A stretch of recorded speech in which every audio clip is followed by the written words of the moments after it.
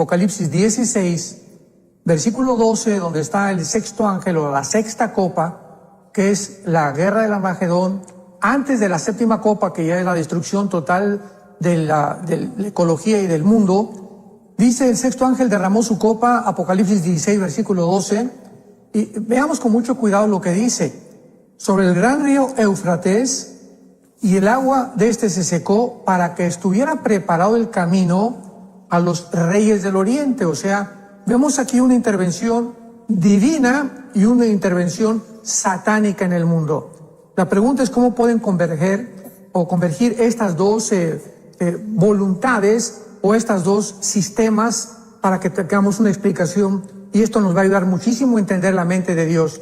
Entonces vemos que aquí Dios está preparando, manda un ángel para que se seque el río Éufrates y para que los reyes del oriente se dirijan hacia la planicie, que es el Valle del Megiddo, que está en Israel, que es donde va a tener lugar la Tercera Guerra Mundial.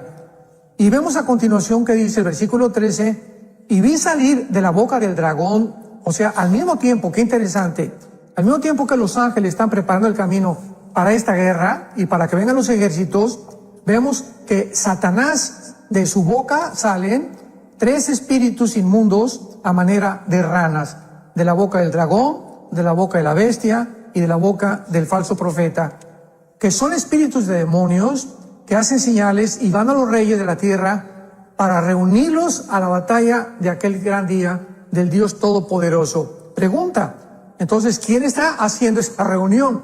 ¿Quién está detrás convocando esta reunión para la Tercera Guerra Mundial? Porque por un lado vemos que Dios está interviniendo, y por el otro lado, Satanás está enviando y contribuyendo a este plan sin que él se dé cuenta, lo vamos a explicar, sin que él se dé cuenta que algo está mucho más grande que él, que es Dios, porque Dios es omnisciente y todo lo sabe. Y para poder entender esto, regresemos a la cruz, hace 2000 años. Vemos que la cruz fue una trampa también. O sea, la Biblia es clarísima, Isaías 53, Dios quiso castigar a su Hijo. Fue un plan entre el Hijo y el Padre, la cruz del Calvario. Pero al mismo tiempo, Satanás aprovechó este momento, porque vemos desde el principio que comenzó a atacar a Cristo. Si tú eres el Hijo de Dios, di esto; si tú eres el Hijo de Dios, aviéntate del templo, etcétera, etcétera. Entonces Satanás creyó que la cruz era precisamente el momento en que él iba a impedir que la semilla de Eva, ¿verdad?, pudiera traer al Mesías, o que pudiera el Mesías llevar a cabo su ministerio de cortarle la cabeza. Y entonces qué sorpresa se dio Satanás, porque nos imaginamos cuando muere Cristo había, yo creo, una sinfónica satánica arriba en el cielo: amén, esto y el otro, así sea, qué bueno, ya murió el Hijo de Dios. Y a los 3 días el susto que se llevó cuando Jesucristo vence la tumba y sale vencedor. Entonces vemos en Colosenses 2 que dice que exhibió a las potestades completamente, y para que el mundo supiera quién era realmente el que está a cargo del programa en el mundo. Esto nos ayuda mucho a comprender la Biblia, para que podamos entender que al mismo tiempo que Dios es soberano y Dios tiene un programa que nadie va a poder cambiar, al mismo tiempo Él culpa a las personas que están involucradas en ese programa, como en Hechos capítulo 2. Dice la Biblia que Pedro se levanta en el día de Pentecostés y dice: de acuerdo al determinado consejo y anticipado conocimiento de Dios, vuelvo a repetir, de acuerdo al predeterminado consejo y anticipado conocimiento de Dios, Cristo murió en la cruz. Pero al mismo tiempo, Dios culpa a Herodes, Dios culpa a Pilatos del asesinato de Cristo. Entonces, aquí es la pregunta, por eso lo maravilloso y lo precioso de la teología. ¿Cómo es posible que Dios haya planeado la muerte de Cristo y culpe también a los que estuvieron formando parte de esta crucifixión? Y lo mismo ya en tercer lugar, el ejemplo de Judas. Judas, pues ya estaba escrito que él era el hijo de pecado, el hijo de perdición. Pero al mismo tiempo vemos que Dios había planeado que Judas fuera el que entregara a Jesucristo, y Judas está ahorita en el infierno y va a pasar al lago de fuego posteriormente. Judas se puede levantar en el día del juicio y decirle a Dios: oye, pero ¿cómo es posible que tú me condenes si tú me escogiste para que yo entregara a tu Hijo Jesucristo? Traigo todo esto a colación, Roger, porque son preguntas que son las que más nos han hecho en los últimos meses acerca de cristianos sinceros personas, ¿verdad?, que están buscando de alguna manera creer que hay contradicción en la Biblia. Y por eso traigo esto a colación antes de entrar a materia, porque pues Dios en el día del juicio le va a decir a Judas: sí, Judas, claro que sí, yo sabía que tú ibas a entregar a mi hijo, pero al mismo, eso porque Dios es omnisciente, o sea, Dios conoce las cosas por anticipado, pero al mismo tiempo que yo sabía eso, te di la oportunidad durante estos años que estuviste conmigo, Jesucristo, de que pudieras arrepentirte. O sea, mi amor se manifiesta aún viendo yo que tú ibas a tomar esa decisión. Yo no podía impedirla, porque si lo hubiera impedido, hubiera violado la característica más grande que les he dado a los seres humanos, que es el libre albedrío. Así que esta es la razón por la cual somos responsables, y en el infierno va a haber un letrero, ¿verdad? No puede haber un letrero que diga: pues yo estoy aquí en el infierno porque Dios no me escogió, ¿verdad? Que es el hipercalvinismo. Entonces es una exageración. Entonces en el infierno y en el lago de fuego van a estar las personas que deliberadamente tuvieran la oportunidad de poder aceptar la salvación. Así que es lo que sucede y lo que vamos a ver en el juicio final de las copas del Apocalipsis. Salmo 9:15, este versículo me encanta. Salmo 9:15 dice: se hundieron las naciones en el hoyo que hicieron, en la red que escondieron fue tomado su pie. O sea, al mismo tiempo que Dios sabe perfectamente bien por su omnisciencia a dónde va a desembocar y dónde va a terminar el mundo, vemos que es las mismas naciones las que están propiciando que se lleve a cabo el plan de Dios, porque Dios sabía lo que iban a hacer. Pues ahorita, ¿qué están haciendo las naciones? Se están hundiendo, están haciendo un hoyo cada vez más profundo sin darse cuenta que ahí van a caer. Y en la red, o sea, en la trampa que las naciones están escondiendo para nosotros, para la población, como la pandemia y las vacunas y esto y el otro, y ahora que se viene que la viruela del mono y puras barbaridades, y tratar de llegar al control de las naciones, quitar la soberanía nacional a las naciones, el Foro Económico Mundial que va a crear una superraza. Todo eso es control, sin darse cuenta que es una trampa en la que ellos van a caer. Y este es donde va a converger completamente al final la Tercera Guerra Mundial. Todo el mundo está, politólogos, escritores, filósofos, personas, políticos, preguntándose, antropólogos, ¿realmente estamos al borde de la Tercera Guerra Mundial? El mismo presidente Donald Trump acaba de hacer una declaración que estábamos a borde de una Tercera Guerra Mundial, y la respuesta no es correcto, no es verdad, porque no estamos al borde de una Tercera Guerra Mundial nuclear. La Biblia lo dice claramente. La Tercera Guerra Mundial, conocida como la guerra de el Armagedón, la palabra Har-Magedón en el hebreo significa el monte de la matanza, y se va a llevar a cabo en el Valle de Josafat, en el Valle del Megiddo, y va a ser cuando todas las naciones del mundo vengan para tratar de destruir a la nación de Israel. O sea, no va a ser una guerra de China contra Rusia y Rusia contra Estados Unidos, porque posiblemente ya ni Rusia ni Estados Unidos existan para la Tercera Guerra Mundial. Es muy probable que Rusia caiga también, al igual que Estados Unidos.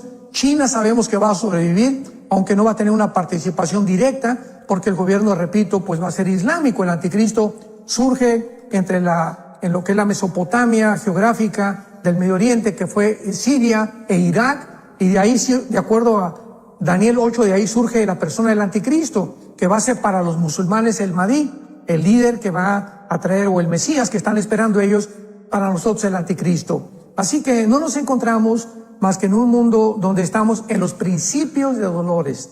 Estamos bien, va a haber guerras, posiblemente la próxima guerra sean de las naciones árabes otra vez contra Israel, pero la Tercera Guerra Mundial, la cristiandad, nosotros ya no vamos a estar aquí, gracias a Dios.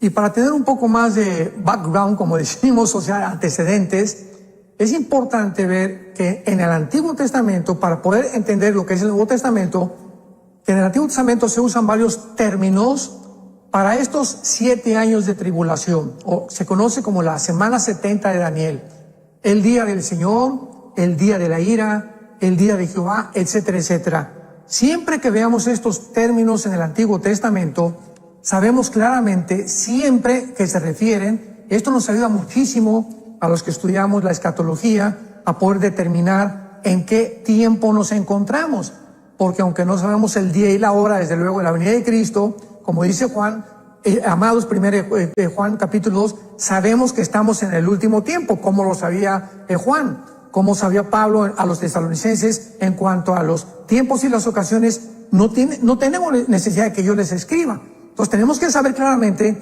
que sabemos en qué tiempos podemos encontrarnos por las señales que están claramente descritas en la Biblia. Dice Isaías 13, versículo 9. Y aquí el día de Jehová, es el término que se usa para los 7 años de la tribulación. Repito, siempre el día de Jehová, el día de la ira, el tiempo de angustia para Jacob se refiere a los 7 años de la tribulación. Y aquí el día de Jehová, viene terrible de indignación y ardor de ira para convertir la tierra en soledad y raer de ella a sus pecadores. Lo comparamos con Mateo 24, 21, que Jesucristo dijo, porque viene tribulación como jamás la ha habido. O sea, la Biblia siempre está apuntando a un tiempo específico que es el final del programa de Dios para Israel, no para la iglesia. Vemos nosotros también en Jeremías 30 que dice el tiempo de angustia para Jacob, que es el tiempo de angustia para Israel. Entonces, en Daniel capítulo 12, versículo 1, dice, hablando del ángel el arcángel que va a proteger a Israel en este tiempo, que es el tiempo en el que jamás ha habido. Entonces hay un tiempo específico bíblico que es de la ira de los juicios de Dios, porque nosotros ya fuimos librados de la ira, de la condenación eterna, ¿verdad? Entonces el cristiano no está puesto para la ira.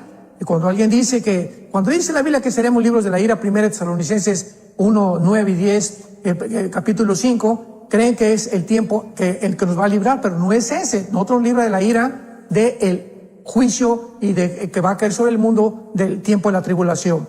Entonces, claramente en la Biblia tenemos que entender esto, ¿verdad? Que el día de Jehová es el día de la ira. Ahora, esta es la razón por la cual en la segunda carta a los tesalonicenses se ha confundido también muchísimo, porque muchos han tratado de entender qué es lo que significa o por qué el apóstol Pablo está diciendo que el anticristo no vendrá antes del rapto o antes de la tribulación. Y esto tenemos que entenderlo en la segunda carta a los tesalonicenses, cuando dice con respecto a la venida de nuestro Señor Jesucristo y nuestra reunión con Él. Ahí apúntalo si tienes tu Biblia, y nuestra reunión con Él está hablando acerca del arrebatamiento de la iglesia. Vamos por orden, precepto sobre precepto, versículo sobre versículo, que no se dejen mover fácilmente en vuestra manera de pensar, en el sentido, ¿qué dice ahí? Que el día del Señor está cerca. La iglesia de Tesalónica estaban asustados porque se levantaron muchos falsos profetas diciéndoles que ya se encontraban ¿en dónde? ¿En qué tiempo? En el día del Señor, en el tiempo de los 7 años de la tribulación. Entonces Pablo inmediatamente les contesta, ¿verdad?, en esta segunda carta, que no tienen por qué asustarse, porque antes de la tribulación se tiene que manifestar el anticristo y número 2, se tiene que manifestar la apostasía. Entonces, pues para que haya tribulación, tiene que haber un anticristo. Para que haya una marca de la bestia, tiene que haber un anticristo. Entonces, mientras no hay una marca, un anticristo, no estamos en la tribulación, ni en el cuarto sello, ni en la quinta trompeta, como muchas personas dicen, porque pues para que esto se cumpla, primero tiene que estar el anticristo. Ya Pablo más adelante escribe, ¿verdad?, claramente que el anticristo no se va a manifestar hasta que lo que lo está deteniendo, que es la iglesia, el Espíritu Santo, sea sacada del mundo. En el momento en que la iglesia sale del mundo, se desborda la maldad, el anticristo surge, pero nosotros ya no estamos aquí. Entonces, esto es muy importante al abordar los juicios de las 7 copas que estamos describiendo en este estudio, para que podamos entender claramente que si no ponemos la A antes de la B y la B antes para la C, nos vamos a confundir. Y la razón por la cual muchos se confunden, ¿verdad? Hay muchos que hasta dicen, no, es que ya ni siquiera los tiempos podemos conocer. Bueno, por el amor de Dios, pues lee la Biblia y vas a descubrir que sí se pueden conocer los tiempos, no el día y la hora, pero sí podemos saber que nos encontramos, tal vez, hay una posibilidad que pueda ser la última generación, hay una posibilidad que en los próximos años venga Jesucristo, hay una posibilidad. Como la hay, no la puede haber, pero las posibilidades pueden ser manejadas, y Dios no está en contra que nosotros estudiamos la palabra y podamos discernir con claridad, conforme se van ordenando los acontecimientos, en qué tiempo nos encontramos. El sexto sello, la séptima trompeta, pongamos atención en esto, y la séptima copa son 3 eventos paralelos. Vamos, por ejemplo, a ver claramente que el sexto sello está escribiendo la séptima copa, está escribiendo la séptima trompeta. Dice, por ejemplo, aquí en Apocalipsis capítulo 6, versículo 12, el sexto sello, un grande terremoto, las estrellas cayeron del cielo, el cielo se desvaneció, todo monte y toda isla, pongamos atención, todos los montes y todas las islas desaparecen. ¿Cuándo? En el sexto sello. Porque el gran día de la ira, versículo 17, o el día del Señor ha llegado. Y vemos aquí en Apocalipsis capítulo 16, versículo 17, la séptima copa. Se derrama sobre la copa en el aire, sale una gran voz del templo diciendo, está hecho, relámpagos, truenos, un terremoto, igual que en el sexto sello, tan grande como jamás lo ha habido.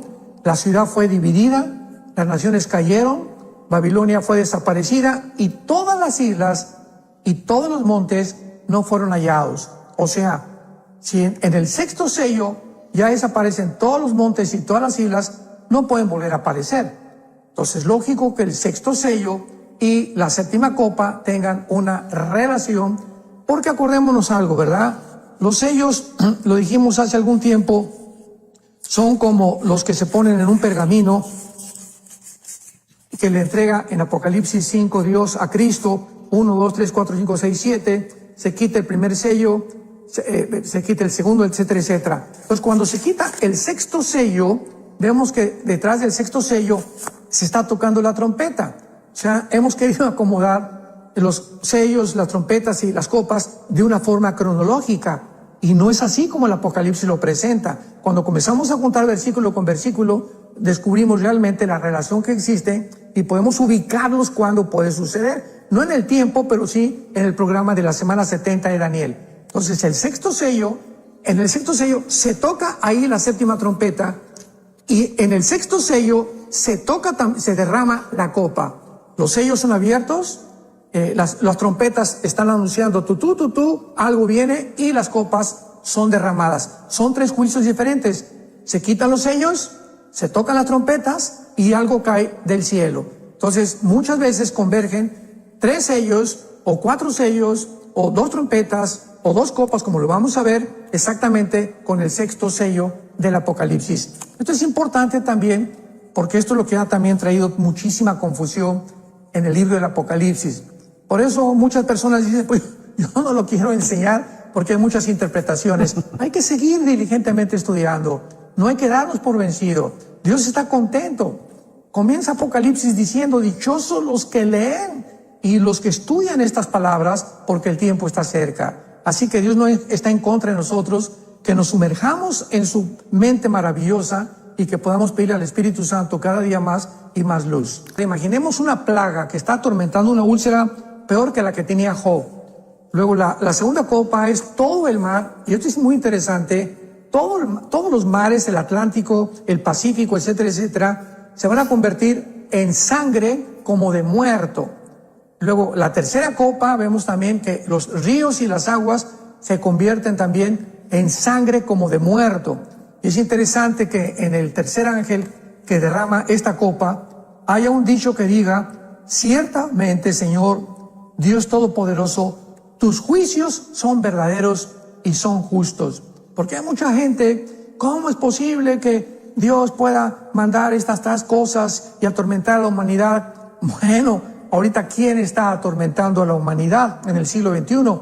Nosotros mismos. Experimentos con los niños, a punto de legalizar la pedofilia, a punto de poder quitarles a los gobiernos, a los padres, los niños, todos estos experimentos que están haciendo, propagándonos, llenándonos de terror todo el día, que esto y el dólar, y que se va a caer, y que el petróleo. Estamos en un mundo convulsionado por el miedo, por la angustia, por el temor, por el estrés. ¿Quién lo está produciendo? El mismo mundo. Entonces es justo, como dice la Biblia, aquí en Apocalipsis 16, versículo 7, que los juicios de Dios que van a caer sobre la tierra, pues porque lo merecen. ¿Quién va? Todos estos pedófilos y pedrastas, ¿verdad? Y todos estos asesinos y todos estos gobernantes que han tratado de explotar a la gente y que no han hecho más que hacernos sufrir a nosotros. Para Dios es justo y dice, llegó el momento, señores, líderes que me van a entregar cuentas. Así que no juzguemos a Dios sin antes entender en qué condición nos encontramos. Y por eso, como dice Jonás, los primeros 4 juicios son tan terribles que si no se hubieran detenido, ¿verdad? Si Dios no hubiera relajado, hubiera acabado la humanidad. Porque vemos que el 5º sello es finalmente la quinta copa que trae sobre el trono del anticristo, que va a estar en Israel. Porque el anticristo, cuando Jesucristo venga, va a ser localizado en Jerusalén. Entonces todo Israel será completamente lleno de tinieblas, porque lo convirtió el anticristo en su reinado y en su centro o sus cuarteles generales de su gobierno. Dice Romanos 8:1 que ninguna condenación hay para el que esté en Cristo Jesús. Dios ha pagado por el castigo eterno que merecíamos, el infierno que merecíamos y el destino de condenación eterna que merecíamos. Todo lo llevó Él sobre la cruz del Calvario. Ahora también es muy importante que nosotros podamos entender, ¿verdad?, que estas copas tienen claramente un propósito para que podamos nosotros ir poco a poco acercándonos al final de las copas, que es la 7ª, y que vamos a ver claramente que pues ya la consumación de todas las demás. Pero esto es muy importante porque esta será la copa que atemoriza al anticristo, la 5ª copa. Dice la Biblia que se derrama sobre el trono de la bestia y su reino se cubre de tinieblas. Vamos a comparar este pasaje con Daniel capítulo 11.